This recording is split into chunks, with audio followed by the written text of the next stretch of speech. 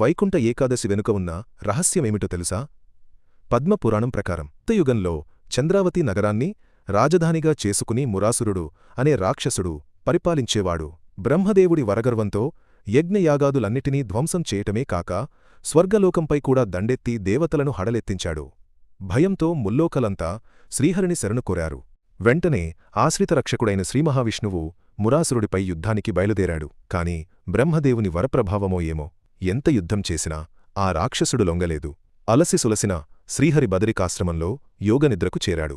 ఆ సమయంలో ఆయన దివ్యశక్తి నుండి ఏకాదశి అనే కన్య అవతరించి మురాసురుడిని సంహరించింది.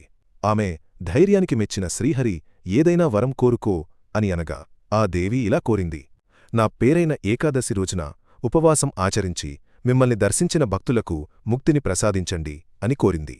శ్రీహరి తథాస్తు అని వరమిచ్చాడు. అందుకే గాయత్రి మంత్రాన్ని మించిన మంత్రం లేదు, తల్లిని మించిన దైవం లేదు, కాశీని మించిన క్షేత్రం లేదు, ఏకాదశిని మించిన ఉత్తమ వ్రతం లేదు. గోవింద గోవింద. వీడియో నచ్చినట్లయితే ఛానల్ని సబ్స్క్రైబ్ చేసి సపోర్ట్ చేయండి.